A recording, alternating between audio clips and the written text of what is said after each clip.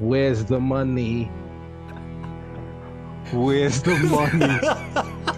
Black Lives Matter, where's the money, bro? Where's the money? What's up, guys? It's your boy Benny. You remember that time that Congress kneeled down to a foreign terrorist, fraudulent power and said that all of America belongs to you? Yeah, I'm not talking about Ukraine, of course. I'm talking about Black Lives Matter. And here's the footage of it, actually. Nancy Pelosi being unable to get up off of her arthritic, syphilitic knees. There she goes. Oh, boy. In her kente cloth and everything. Nancy Pelosi couldn't get up off the floor. But what she had done is she had put on that ridiculous kente cloth and pledged fealty to Black Lives Matter if they just continued to riot and continued to deliver the election for them in 2020. That was everything. They could burn down America's most historic churches. They could charge the White House and burn down the White House, which they did. They burned down multiple buildings at the White House. Donald Trump had to be taken into a secure location due to the riots that hurt hundreds of police officers. You never heard about it, did you? They actually burned down a church. Never heard about that, did you? Where are the federal charges? Where's the pretrial detention? What the hell happened?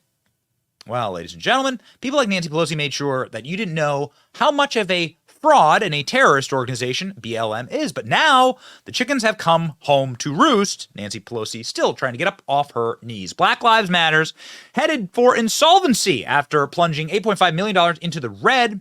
Founder Patrice Cullors still paid $1.6 million for security services in 2022, while his sister's board member earned millions for their consulting. It was all a fraud.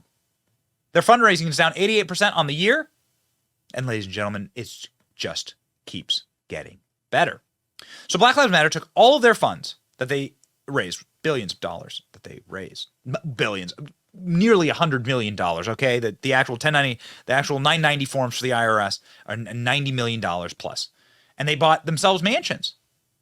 And they paid their families enormous amounts of money fraudulently. And they went to the salon. And they painted some murals. And they did literally nothing for black people. Nothing. All they did was throw little parties for themselves. Look at this. Having a party at their mansion. Look at this mansion. Do you have a mansion? Wow. The mansion comes complete with a soundstage. Did Black Lives Matter, I don't know, create any product that went viral or that was interesting? That helped black people? I thought that was the point. That was the grift, right? Yeah. Well, now, ladies and gentlemen, they're going to prison. I am very excited to report to you that Black Lives Matter fraudsters who organized the statue toppling in Bristol, in England, is now going to prison for 2.5 years. That's right. Black Lives Matter activists who masterminded the protest which led to the toppling of an Edward Colston statue during the first national coronavirus lockdown has been jailed for fraud. Zara Salim spent more than $30,000 in donations earmarked for the charity fund on her lifestyle, the 23-year-old activist. Can we stop making that can we make that a pejorative and not a career, please? Activist helped mastermind the headline-grabbing BLM demo in Bristol, which saw the slave trader Colston's statue toppled and dumped into the harbor. Well, because we have to. All history must end. Oh, yes. This is the person you should trust all your money with. There you go. That's the person. The BLM organizer received 32,000 pounds in donations from 558 individual contributions. She spent the money on Amazon purchases and IMAX and rent and hair and beauty appointments. The court has learned that she even splurged $6,000 on Uber rides. Oh my, going to the club. She was jailed for 2.5 years in a sentencing hearing today.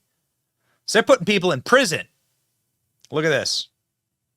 Hope it was all worth it.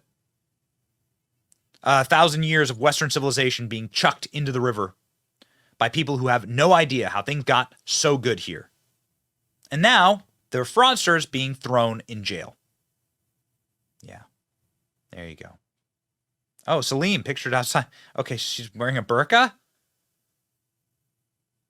spent a total of 44,000 pounds on what she described as lifestyle expenses. So she took all the money and then she used it on herself. BLM activist jailed after spending money she raised for a youth group on herself. That's right. It's almost like you shouldn't let these despicable narcissist Marxists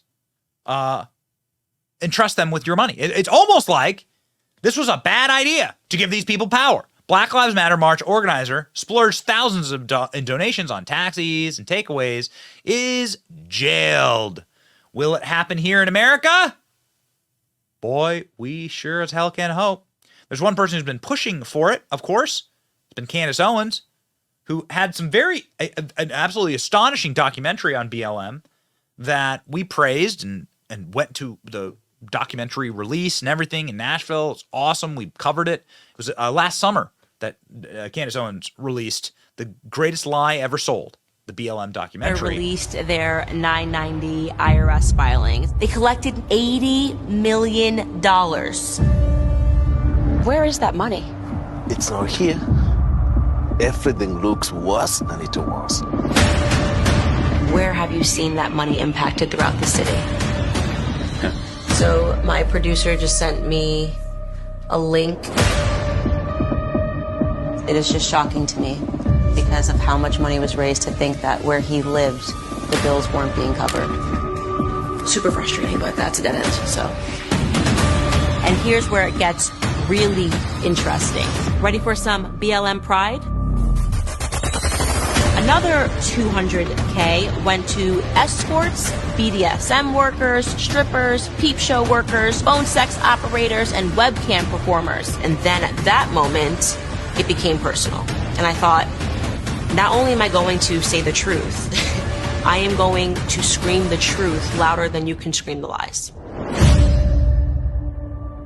Dude, it's such an awesome documentary. If you haven't ever seen it, you should go see it. You should see it just like you see the images on your screen of what BLM created for us in this country.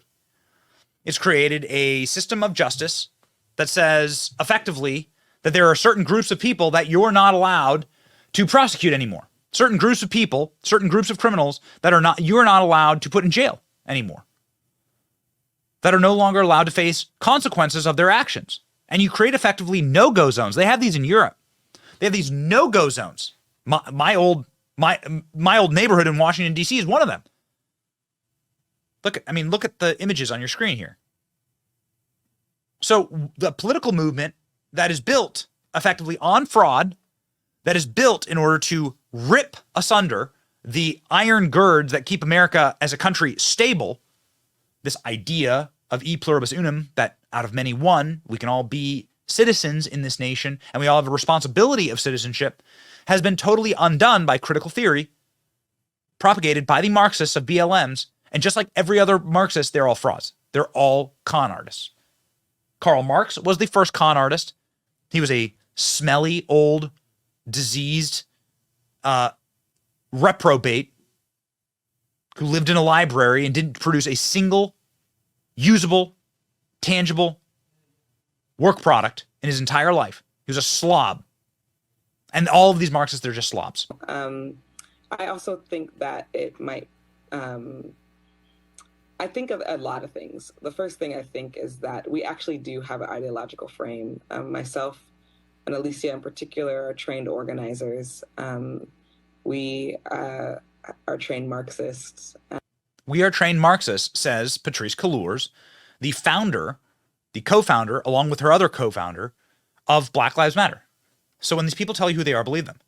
And this is all a product of critical theory in order to erode, using racial tensions to erode the fabric of America, the fabric of capitalism for a civilizational collapse. So start calling it what it is. A terrorist organization. Walks like a duck, quacks like a duck. Terrorist organization. Call it what it is. This is the object, and this is what Nancy Pelosi is kneeling to and worshiping. Now, thankfully, these people are going to prison, and it needs to happen a lot more often. This is one of the greatest frauds ever foisted upon the American people. and it needs to stop if we are to survive. In a hysterical segment, Tucker Carlson brought on Candace Owens and showed the clips of when Candace Owens went to talk to the BLM mansion owners, and it still warms our hearts to this day. Enjoy.